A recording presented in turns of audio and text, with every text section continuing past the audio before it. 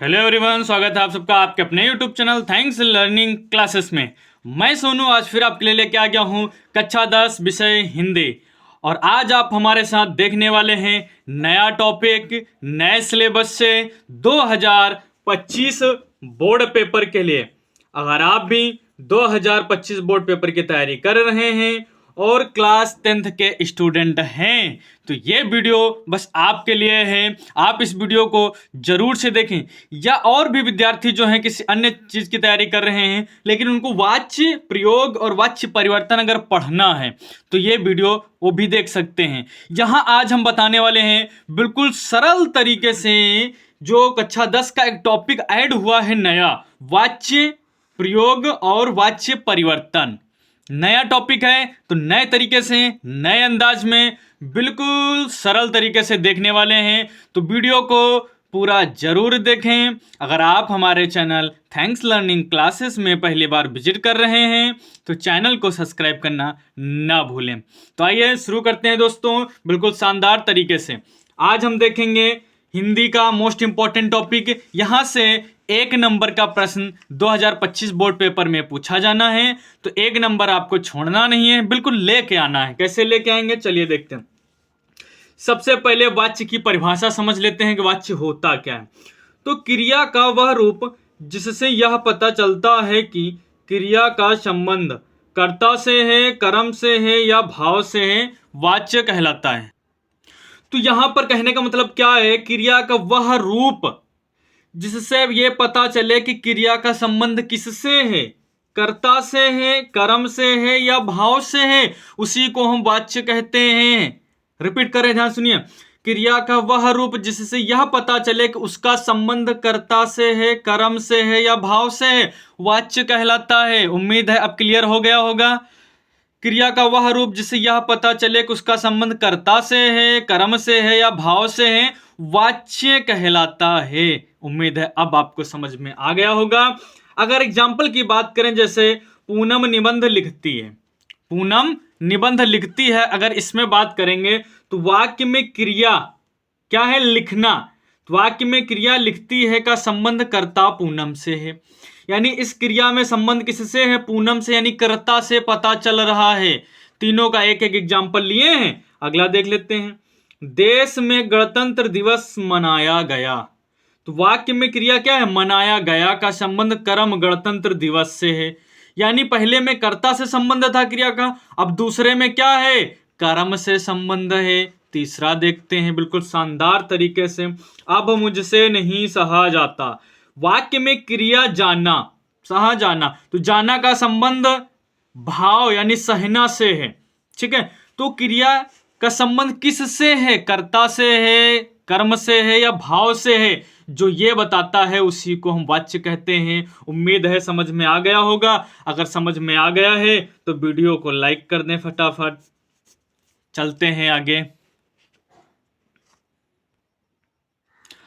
अब यहां पर हम देखेंगे कि वाच्य के भेद कितने होते हैं, यानी वाच्य के भेद में कितने होते हैं। तो वाच्य 3 प्रकार के होते हैं। कितने प्रकार के होते हैं, 3 प्रकार के होते हैं। कर्तृवाच्य, कर्मवाच्य और भाववाच्य, ये 3 प्रकार के होते हैं। प्रश्न बोर्ड पेपर में पूछ लिया जाता है कि वाच्य के भेद कितने होते हैं या वाच्य के प्रकार कितने होते हैं।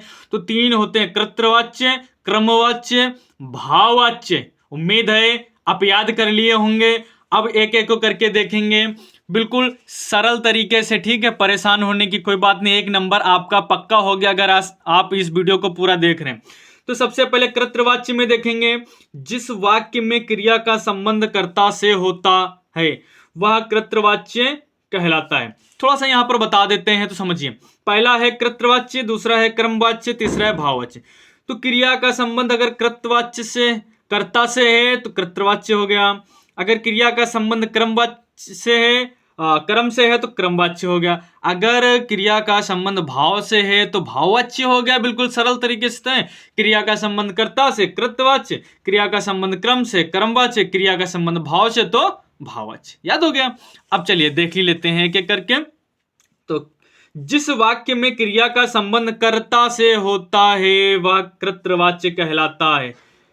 यहां पे नोट करके लिख दिया है, इन वाक्यों में कर्ता की प्रधानता होती है, यानी कर्ता का बोध अधिकतर मिलता है। जैसे सुषमा पुस्तक पढ़ती है, तो इसमें क्या है, यहां पर देखेंगे कर्ता की प्रधानता है। सुषमा पुस्तक पढ़ रही, पूरा भार किस पे जा रहा है, सुषमा के ऊपर जा रहा है। गीता पत्र लिखती है, कौन पत्र लिख रहा है, गीता। तो इसमें कर्ता की प्रधानता आपको देखने को मिल रहा है, ठीक है ना। तो जहां पर भी कर्ता की प्रधानता हो या कर्ता शब्द का अधिकतम बोध हो, उसे हम कर्तृवाच्य कहते हैं। समझ पाए कि नहीं समझ पाए? अगला देखेंगे, दूसरा कर्मवाच्य।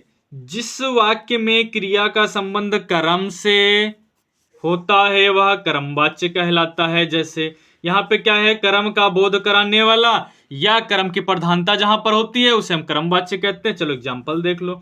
गीता द्वारा पत्र लिखा जाता है, गीता द्वारा पत्र लिखा जाता है, तो कर्मवाच्य यहाँ पे आपको बताना है। तो कर्म क्या है, यहाँ पर पत्र है, तो यहाँ पर पत्र के ऊपर डिपेंड है, सब पत्र के ऊपर डिपेंड है, यानी पत्र की प्रधानता है। इसके बाद है, खिलाड़ियों से क्रिकेट खेला जाता है, तो क्रिकेट के ऊपर यहाँ पर डिपेंड है।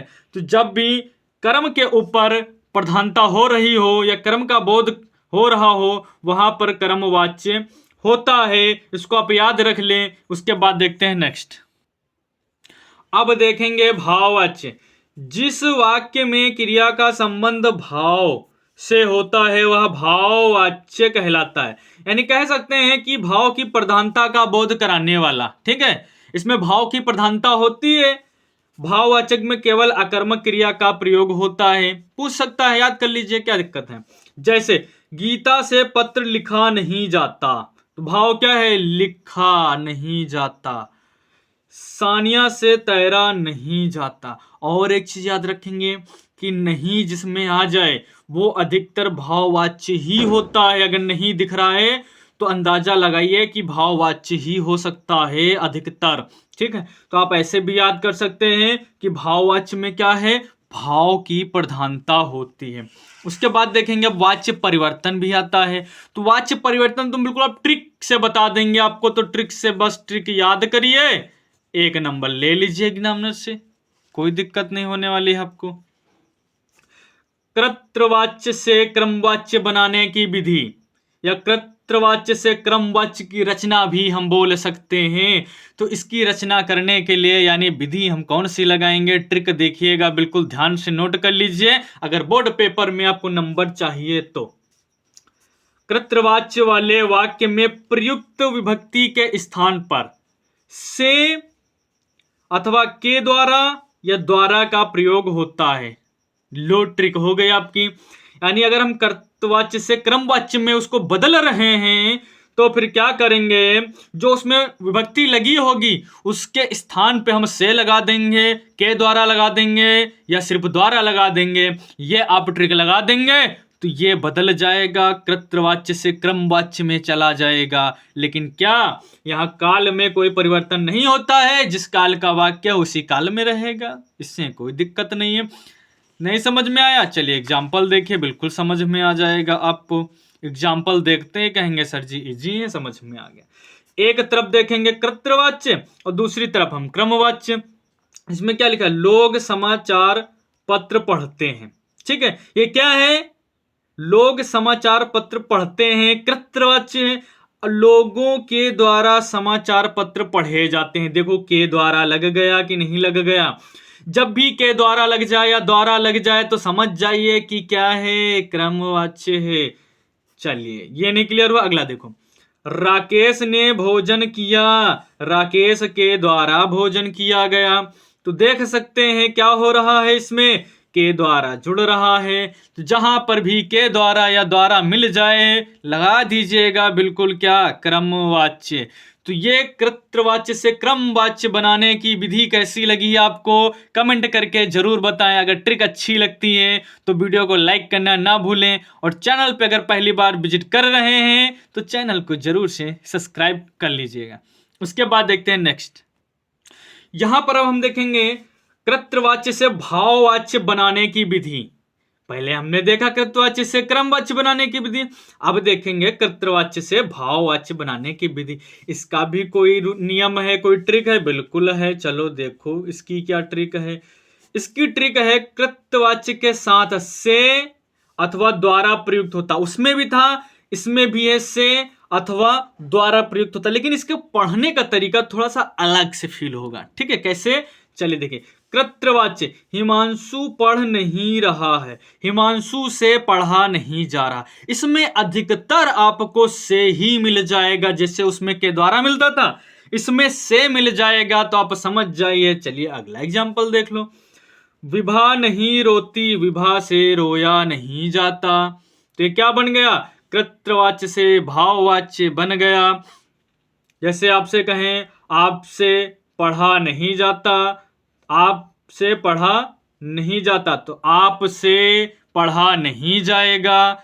ऐसा भी बना सकते हैं, अगर बनाने के लिए बनाएंगे तो ये बहुत ज्यादा टॉपिक बन जाएंगे, आप इसको आसानी से याद कर सकते हैं। बस यही चीज आपको सीखनी थी, इतनी सीख गए तो चलो एमसीक्यू भी देख लो जो 2024 बोर्ड पेपर में आए हुए हैं, यानी फेमस क्वेश्चन। ठीक है, PIQ क्वेश्चन कह सकते हैं, PYQ क्वेश्चन है, प्री ईयर्स के क्वेश्चन हमने लिए हैं, जिससे आपको अनुमान हो जाए कि बोर्ड पेपर में क्वेश्चन किस प्रकार से एग्जामिनर पूछते हैं, कि आप डर जाते हो। डरना नहीं है, नया टॉपिक है तो कोई बात नहीं है। अभी देखो आप आंसर खुद बताओगे कि क्रिया के जिस रूप के द्वारा वाक्य में कर्ता, कर्म अथवा भाव की प्रधानता का ज्ञात हो, उससे हम क्या कहते हैं? अभी तो पढ़ के आए हैं, वाच्य कहते हैं। क्या कहते हैं?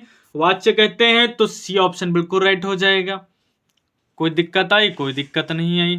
उसके बाद है किस वाच्य में कर्ता की प्रधानता रहती है? तो कृतवाच्य में कर्ता की प्रधानता रहती है, अभी हमने बताया है, तो कृतवाच्य हो जाएगा। अगला देखते हैं। तीसरा प्रश्न है किस वाच्य में क्रिया का संबंध भाव से होता है? तो भाववाच्य में होता है। ए ऑप्शन बिल्कुल सही हो गया। बनने लगे ना, देखो एमसीक्यू कितने आसानी से। 4 नंबर, किस वाच्य में क्रिया का संबंध क्रम से होता है? तो होता है क्रमवाच्य में, तो इसका सी ऑप्शन बिल्कुल राइट हो गया। देख सकते हैं आप। क्वेश्चन नंबर 5 है, तो इसमें क्या हो जाएगा? भाववाच्य हो जाएगा। 5 का बी ऑप्शन राइट हो जाएगा।